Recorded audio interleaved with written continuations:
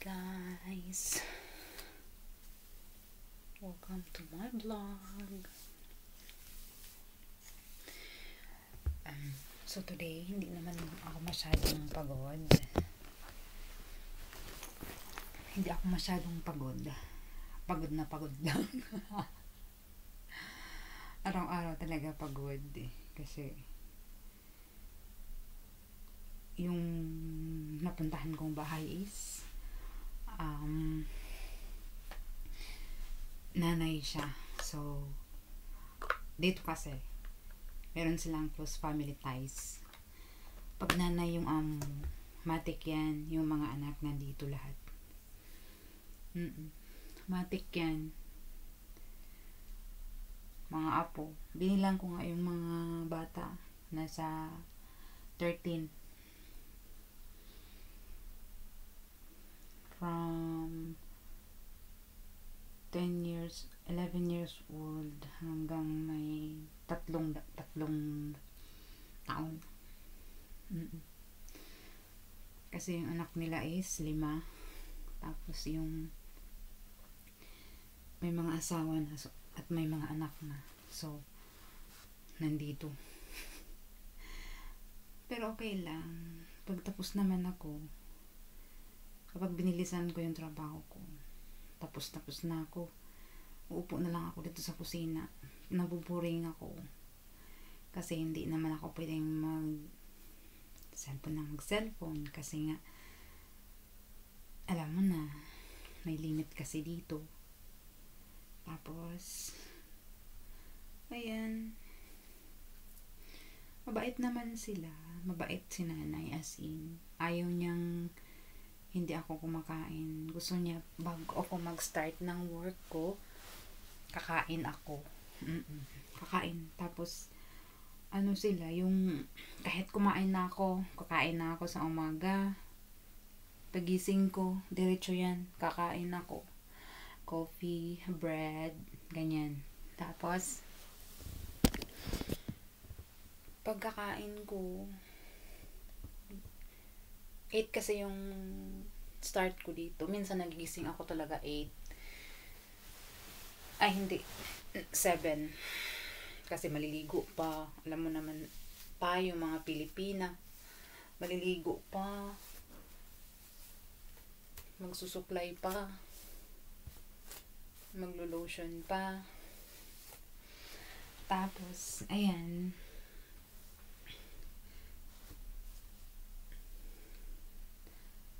seven, tapos 8, kailangan tapos na ako niyan, lalabas na ako kakain. Bread, coffee, may gatas dyan, kung ano lang. Ang ayaw ko talaga is ayaw kong magluto. Sabi niya, magluto ka ng itlog. Bawal ako dito sa Indomie. Pinagbawalan nila ako, masama daw sa katawan. Tapos ayan, magto 2 months na ako dito. Tapos pagkatapos kong kumain, syempre magtrabaho na ako. Bababa yan silang mag-asawa around 9 kasi nga yung nanay nagiinom ng gamot yun. Hinahandaan ko yun ng tubig niya at saka yung gamot niya. Tapos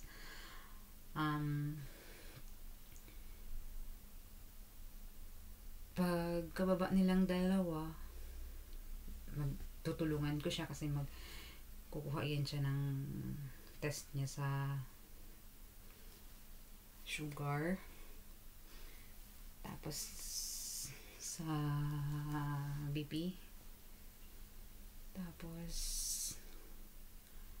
yan, bigyan ko siya naman magagawa ng kape niya. Bigyan ko siya ng cheese na slice kasi yun ang palaman niya sa tinapay niya. Kailangan niyang kumain before siya uminom ng gamot niya. Ang dami kasi, sobra. Sa umaga, nabibilang ko 8. Tapos sa tanghali 2. Tapos sa hapon 2. Sa gabi 2. Sabi niya, meron pa akong iniinom doon sa taas before daw siya matulog talaga. Tapos sabi ko, kailangan mong kumain. Wala na daw siyang ganang kumain. Tapos ngayon, pagkatapos nilang mag-usap-usap, magluluto na yan sila. Sila dalawa magluluto. Nagluto yun sana egg. Tapos, ayan, magluluto sila ng egg. Tapos hanggang sa kakain na sila. Sila lang gumagawa ng almusal nila. Hindi sila nag-uutos sa akin. Kasi alam nila naglilinis na ako.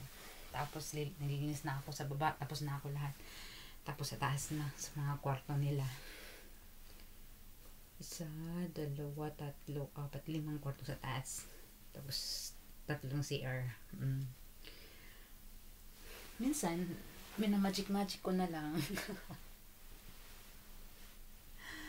Kasi sobrang nakakapagod na, diba? Pero hindi naman siya as in madumi. Ngayon, tapos, pagbaba ko niyan, pagkatapos ko maglinis sa taas, pagbaba ko, may nakahanda ng pagkain dyan. Almusal ko. Sabi niya, kain ka muna. Kasi matapos ako niyan sa taas, pinakamatagal is 12 ng tanghali. Sabi niya, kain ka muna, sabi niya. Tapos ayan, kakain na ako. Bilisan ko ang pagkain kasi around 1, mag-prepare na kami ng lulutuin. Dito kasi ang kusina ng mga anak niya. Kung gusto ng mga anak niyang magluto siya ng ganito, ganyan. Tapos nandito yung dalawa niyang apo, iniwan ng nanay. Pag nagtrabaho siya, dito pinapapupunta. Tapos, ayan.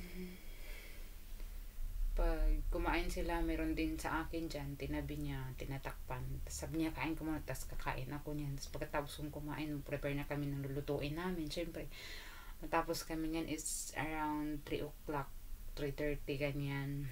Ayan, mag-prepare na ako ng table. Kasi nga kakain na sila. Tapos kakain na rin ako pagkakain nila. Tapos, ayan. Pagkatapos nilang magsikain, saka na ako maglilinis ng buong kusina. Magbanlas ako dyan everyday. Ganun yung ano niya. Banlas talaga. Tapos, kahapon, hindi naman dito kasi maganda. Kasi, hindi lahat ng, kapag tinatawag ka utos. No, dito hindi. Kapag tinatawag ka, may pagkain. May pagkain din. Kasi si nanay, mahilig talaga siya sa chocolates, mga ganyan. Tapos nung kaninang umaga, sabi niya, tinawag niya ako. Tapos sabi ko, ay, gising na pala. Itong aga niya nagising, 8 plus pa lang. Hindi pa nga ako tapos sa kwarto ng, sa guest room ng mga babae. Tapos sabi niya, take this. Sabi ko, ano yan? Sabi niya, bag para sa'yo. Ang set niya. Sabi ko, thank you. Meron pa nga dito high heels na suot na ano niya. Binigay niya.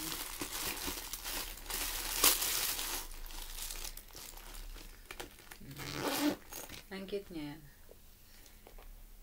Diba? Pag umuwi ako ng Pilipinas, lagayan ko ng bring home. Pag na-miesta ako. Ay, nako. Ayan. So,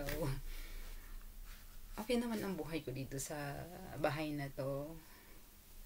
Actually, ito yung pangatlo kong deploy since umuwi ako ng Pilipinas. Bumalik kasi ako dito July 25, yes. Tapos na-deploy ka agad ako ng 1 buwan. Yes, 1 buwan. Doon sa napakahudas na customer na yun. Tapos, umuwi ako ng accommodation, na-deploy ulit ng 1 buwan at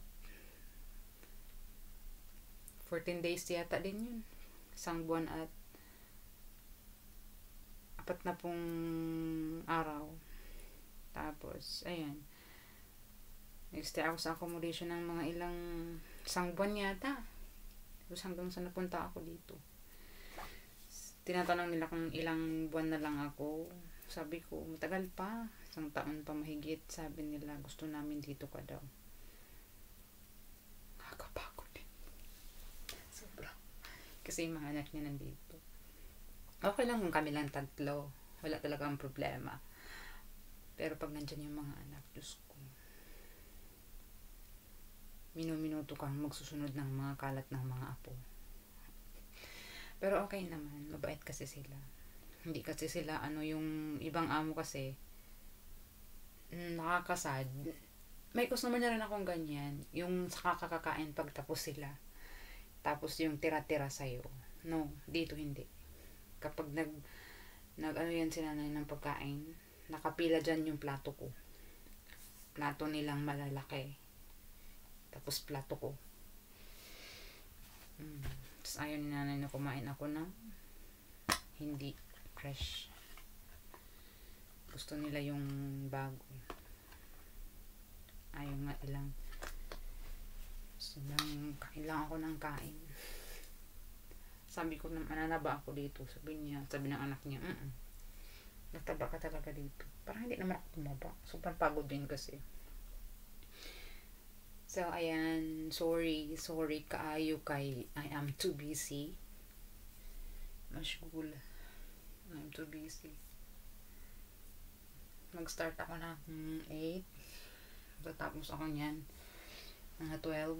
Pahinga, kain. Tapos, work ulit.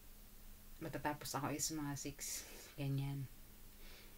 Tapos, syempre, kakain ako ng dinner, mga 6 or 7, ganyan. Tapos, trabaho na naman kasi nga nandito yung mga anak. Sunod ko na yung utos. Pag may natapon na mga juice, kailangan linisin ko yun. Or may nalaglag na mga bread, kailangan sa sahig, kailangan sundin. Ayan, tapos, makakapasok talaga ako dun sa kwarto is 10:30. Maximum 10:30. Minsan, pag maraming bisita, halimbawa, Miyerkules, Huwebes, Biyernes, ganyan. Miyerkules, Huwebes, Biyernes. Yan, 3 araw na yan is napaka-busy ko, sobrang pagod ko. As in, pero okay lang. Kasi marami namang food. Tsaka mabait sila. Hindi sila yung palagi kang inuutusan, palagi kang hindi. Palagi kang sinisilip kung ano ginagawa mo, hindi. Hinahayaan lang nila ako. Kapag may nakita silang ganito, ganyan, yun yung utos sa akin. Yun lang. Ganun lang ka-basic. Ayan, guys. Pasensya na talaga. Hindi ako nakapag-direct live kasi nga busy ako. Pero sisikapin kong i-manage yung time para mabilis akong matapos. Para makapag-live ako na makausap ko naman kayo. Ma-shoutout ko kayo. Ayan. Thank you!